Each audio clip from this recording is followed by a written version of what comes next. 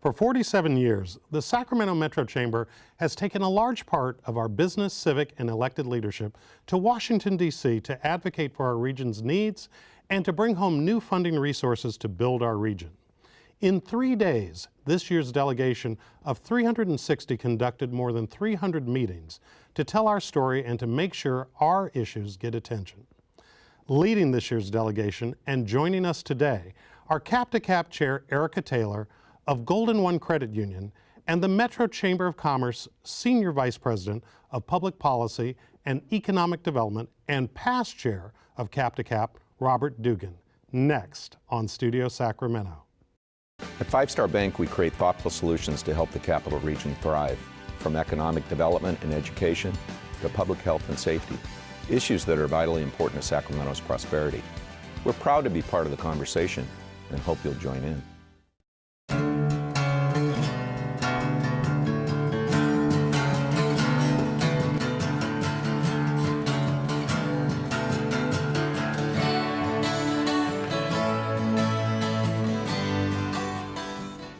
Erica, what happens back in Washington that makes 360 leaders work 12 to 15 hours a day as volunteers and pay for the privilege to lobby and meet with officials?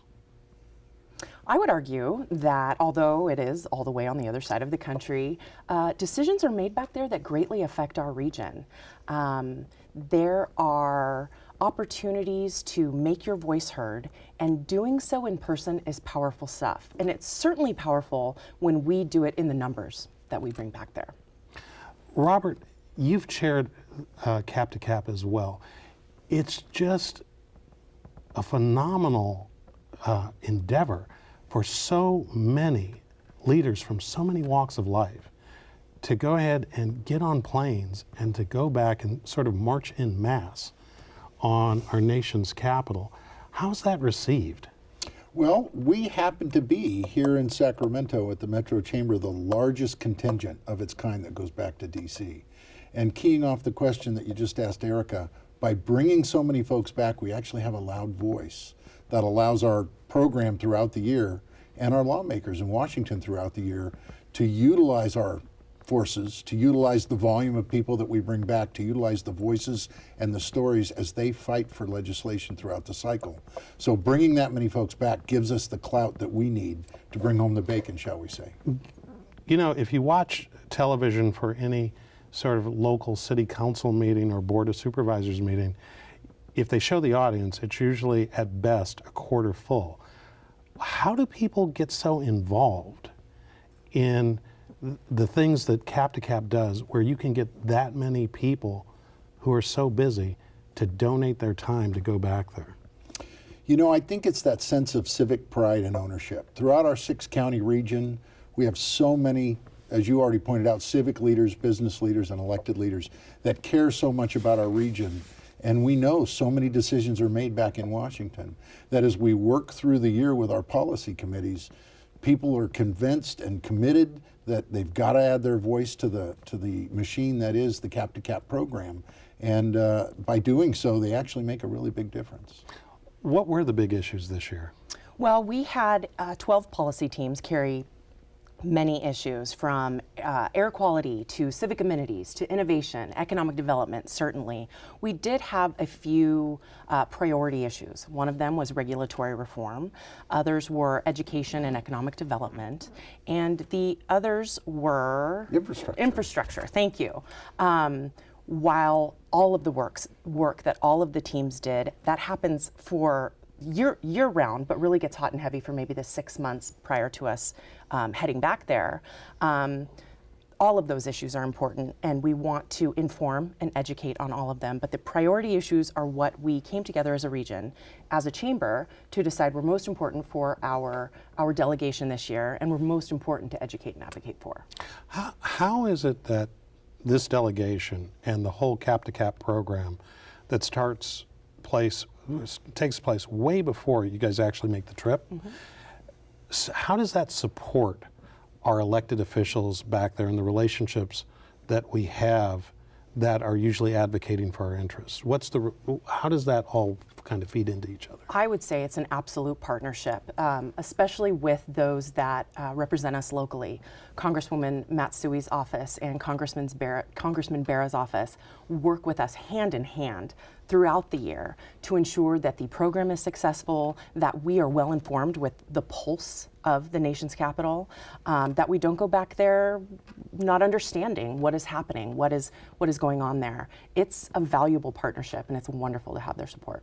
What would it be like if we didn't have a program like CAPTA Cap? How would our region be different?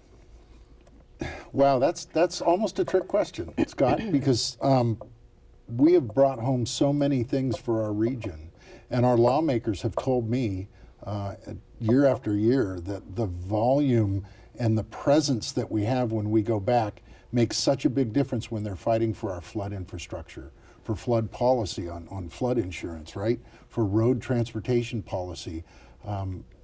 I can imagine that if we did not have such a robust presence, we would see more congestion. We'd probably still have a significant amount of flooding. We probably would not have been successful with many of our flood control efforts. Some of our funding for a lot of our air quality programs, our education systems. Our region really has, for the business community, carried the day on several issues that I know our hundreds of volunteers are very proud of.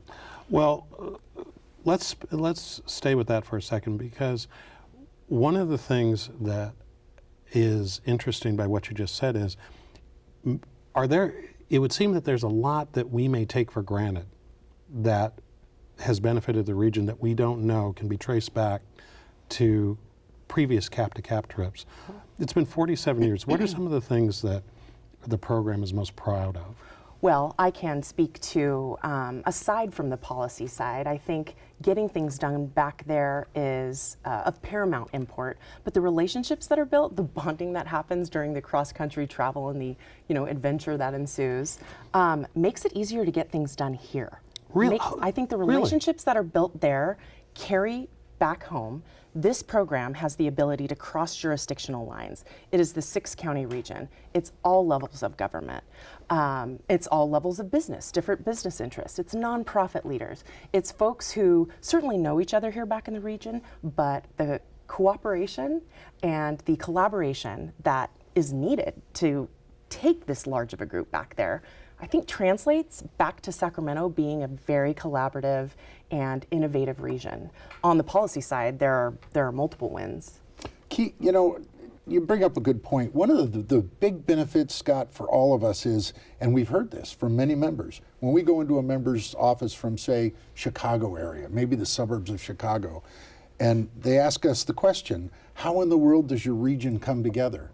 Well, it's the very question you're asking, the process that we go through during our annual advocacy program that culminates with our CAPTA Cap program of bringing elected officials, civic leaders, business leaders from 6 counties together to work together to define a regional priority does in and itself build this teamwork that helps us identify the top priorities for the region.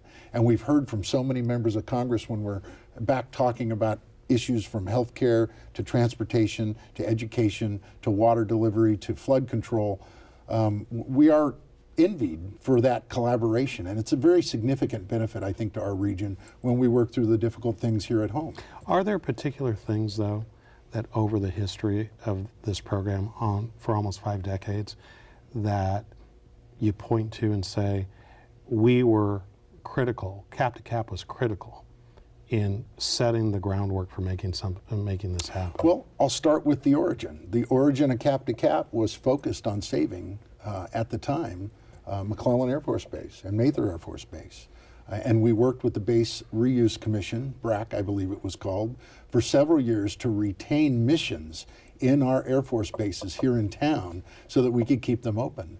And when it became time for them to close, we worked very aggressively in Washington through CAPTA Cap to make sure that they could be transitioned. And you've seen that transition over time as McClellan has grown, as Mather has grown, as the Army Depot has evolved into important business parks in the area. More recently, a couple of things that we could point to, and we could spend all day on this, so I'll keep it short, but the Woodland Davis Water Project that helped Woodland and Davis get off groundwater in advance of this last drought and onto surface water was one of those major priorities. The track relocation in downtown Sacramento, that's going to allow us to open up the rail yards. That was one of those major priorities that the CAPTA process brought the region together, helped identify that this was a top priority for our region, and helped us get the funding we needed for it. On flood control, the gates in Folsom, major project that came out of the CAPTA process. Currently, we have a huge water supply reliability program that has several parts to it, but it came out of that collaborative process that got brought together through CAPTA and turned into federal priorities. What's so surprising is that a cynic would think that these civic leaders, these business leaders, would only work on issues that would directly benefit and impact their own bottom line and pocketbook. But what it sounds like is that people cross-pollinate, across sectors and get involved with things that are good for the quality of the life of the region, but not necessarily doing something on a one-to-one basis that benefits them. I think that's one of the most amazing parts of the program. The spirit of collaboration, the spirit of coming together for the good of our region, this area that we love and we call home and is just beloved to us. It's hard to describe, and it does sound a little corny coming out, but it's fantastic. I wish I could bottle it. I wish I could bottle the feeling, because it feels great to go back there with a group of people who share this love and willingness and drive to make our home the very best place it can be. It's completely addicting. Now, I've got to ask the question, given that there was a transition this year in leadership, was there anybody back there to meet with? Certainly, there were a lot of new people to meet with, which was kind of an exciting challenge. I think it brought a different energy to the program. There was a lot of education to be done. There were a lot of new faces to meet with, and that was kind of exciting to go back there with a large group of people. We even had a large group of freshmen. More than 25% of the delegation were first-timers this year, and that was exciting for people to have people join us who are new to the effort and excited and wanting to get involved and make their voices heard. So created a unique energy. It was, yeah. Well, that's another question, which is, how does someone who is with us this evening, how do they get involved? Well, that's a great question. Thanks. It's as simple as wanting to take part in the public policy dialogue about some aspect of our region that you really care about. Contact the chamber. We can get you involved with our policy committee that affects that particular area, and your voice can be heard. We are constantly recruiting folks to come and add their voice to the table so that we can ensure when we develop an annual program that we're representing the region. And I'm constantly picking up the phone and calling people that I don't see at the table and asking those interests to come and be represented. So it's as easy as picking up the phone and choosing to volunteer your time, and I think you'll find it more than worthwhile. We also had a change in leadership in our elected delegation as well, with the introduction of new Senator Harris. Did you find any issues where she's going to be a unique asset for us to work with it within the region on advancing our particular initiatives? We had a terrific meeting with her senior staff while we were there. She is new. She's been focused on a couple of things, and we tried to get her focused on some of our issues, and her staff was very responsive. So we covered everything from water supply reliability to flood control to education to infrastructure, and we're working with her staff now to bring the senator and her staff out to tour our collaboration on flood control and our collaboration on water supply reliability for the region. So I think she's going to be a tremendous representative for our region. With the new administration, what do we all need to know about their positioning of their priorities and how they're going to affect our region? Well, when we were there, that was a difficult question to ask. There were a lot of things that were still up in the air, a lot of transition was still happening. We did get to meet with House Majority Leader Kevin McCarthy and hear a bit about what he saw coming down the road. Certainly infrastructure, certainly healthcare, tax reform, regulatory reform were all on the table, but there wasn't a set timeline for them yet. I think it was very new, very fresh, still in transition mode. And that was generally the sense from many. We're going to keep plugging along. We're going to keep doing the best that we can for our region. We're going to make sure that our voices are heard. But timing-wise and priority-wise, things were in flux. Would you agree? I would agree. They were in flux. And as it relates to the transition administration, we ended up with about 39 meetings with different pieces of the administration on our region's priorities. And while there are those items that catch headlines and catch the front page of the newspaper, the block and tackling of the federal government's role and engagement in our day-to-day lives that don't hit the front page of the paper are still important. Such as, like what? Well, water supply reliability, or flood control, or regulatory processes that affect development and growth, or even education funding. The new appointees that we were able to meet with when we were there just were so interested, and this goes back to the value of having such a diverse group go back. We had the stories and the specific examples to help actually educate them about those block and tackle federal government roles and responsibilities in our daily operations of a community, of a region. And they were very interested. They seemed very interested to be educated on those items that weren't necessarily catching all the attention from the hearings and the newspaper, but that were under their purview and in their responsibility. When you're back there and you both are having these conversations, what's typically the biggest misperception that Washington has of our region that you have to correct? Right now, I would say a lack of understanding of how diverse California is and the differentiation between Southern California. They don't know that we're diverse? They do, but they don't know that our issues are diverse. So for instance, we're the confluence of 2 major rivers and 2 major highways. That's unique. It's very unique across the country and across the state. And that brings with it its own unique challenges. And they don't necessarily register that until they hear the stories about, well, flood control, right? They think about flood control from their city's perspective, or they think about transportation infrastructure from their city's perspective.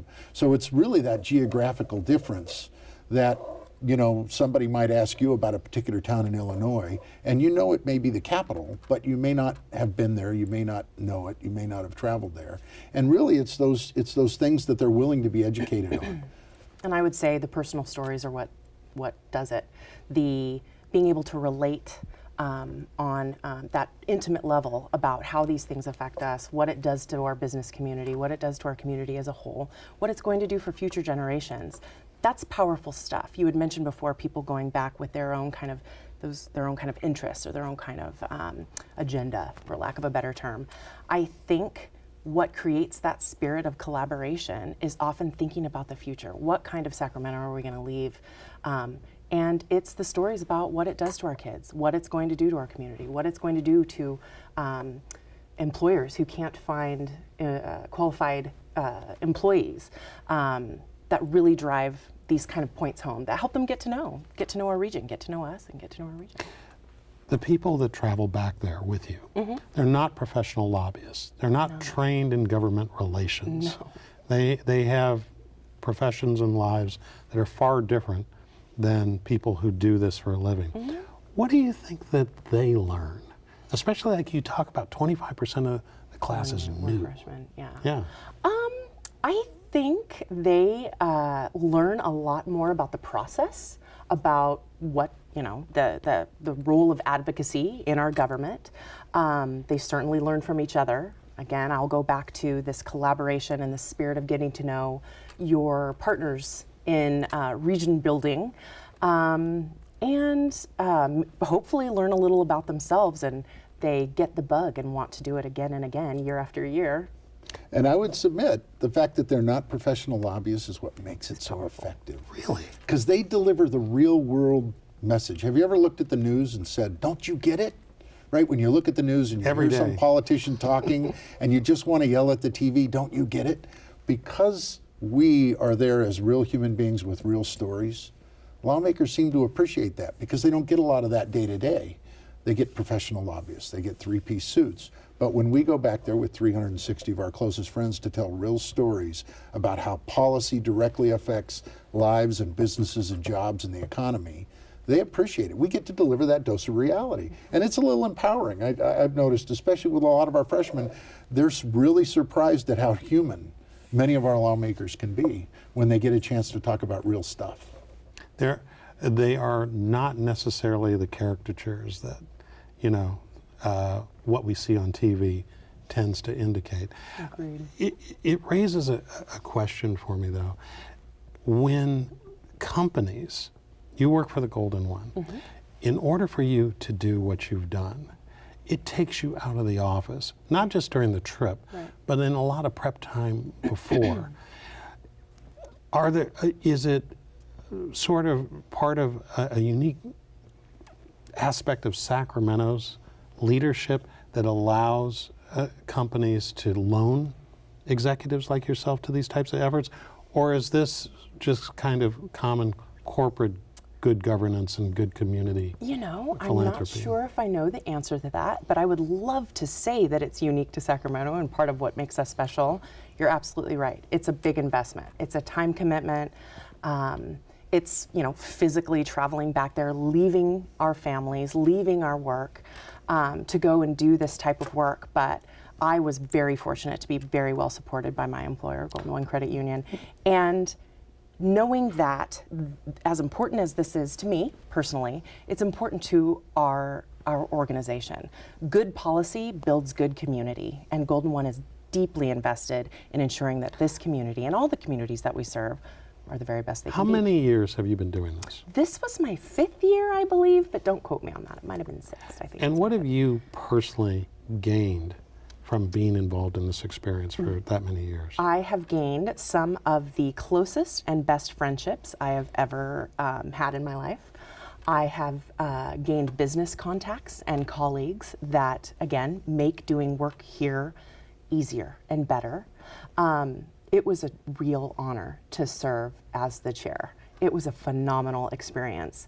It is a lot of work, it's a lot of investment, but the staff at the Sacramento Metro Chamber runs a first-class operation. And it is phenomenal. And Robert, you liked the experience so much, you went and joined the organization. I did. And how many years have you been going to CAPTA Cap? So I believe the first year that I attended as a participant was 2000.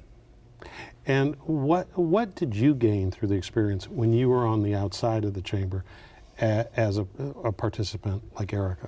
The only thing I could add to Erica's comments, because that tracks with my experiences, you get that greater sense of community for our region, right?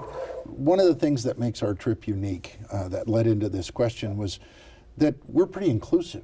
We're an inclusive chamber. When you have 6 counties and all the communities and think about all the differences between them and are able to bring them together, if you're open to it, and I think a lot of our volunteers are, you walk out of the experience with a greater appreciation for the greater community in which you operate as you're growing the region economically, and it also helps you direct your business efforts to be successful within that context that includes those around you, not just that laser focus, but how to grow your business within that community.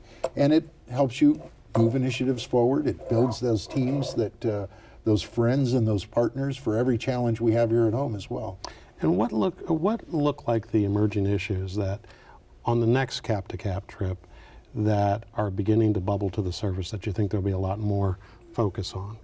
Well, I have to give kudos to our regional reps, because in the interim budget that got passed this year, a couple of our big priorities got done. Like what? Like the streetcar. We got the significant final piece of money that will allow us to apply for a matching grant to maybe get that streetcar going. Now our agencies have some work to do with agreements, but they've got to get there. We got year-round Pell this year. We're going to have to fight to make sure when we look at workforce that we keep that year-round Pell so we can be producing the Pell grants for higher education. Thank you. Make sure we keep that in the ongoing budget, because we know that budgets are going to get tight under this new administration. So we've got a few priorities we need to maintain. We definitely teed up the regulatory rollback and review efforts that we needed, because the regulatory world is really the context in which businesses grow. And we made some progress on some of those things, but that's definitely going to be a big issue next year.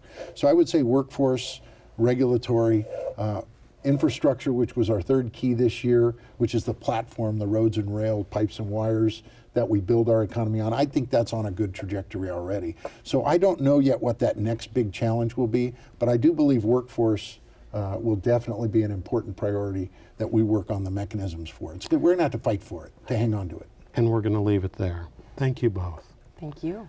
And that's our show. Thanks to our guests, and thanks to you for watching Studio Sacramento.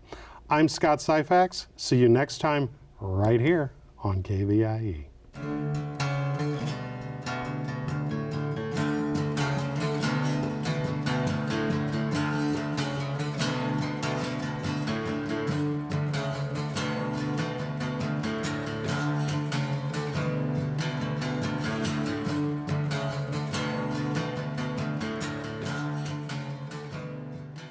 At Five Star Bank, we create thoughtful solutions to help the Capital Region thrive, from economic development and education to public health and safety, issues that are vitally important to Sacramento's prosperity. We're proud to be part of the conversation and hope you'll join in. All episodes of Studio Sacramento, along with other KVIE programs, are available to watch online at kvie.org/video.